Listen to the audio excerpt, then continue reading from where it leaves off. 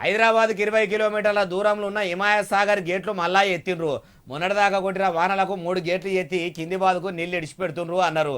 మళ్ళా ఇప్పుడు ఎన్ని గేట్లు ఎత్తిండ్రు, ఇప్పుడు ఆ నీళ్ళన్నీ ఎడిపోతున్నాయి అంటారా? అన్ని ముచ్చట్లు ధనాదని నేను చెప్పుకుంటూ వస్తా పాండ్రి. 3 టీఎంసీల నీళ్లు బట్టి హిమాయత్ సాగర్లకు వాన నీళ్లు కూడా ఎక్కువచ్చే వరకల్లా అవిని ఎట్లా బయటకు పంపాలని ఆలోచన చేసిన నీళ్ల అధికారులు ఒకటి కాదు రెండు కాదు ఏకంగా 9 గేట్లు లావడితే సాక్షాత్తు శివుని నెత్తి మీదున్న గంగమ్మ తల్లి గంతులేసుకుంటా పరవలు దొక్కుకుంటా పారుకుంటా పాలనురుగోలే తెల్లగా బురుగులు కక్కుకుంటా పోతున్నట్టు లేదు.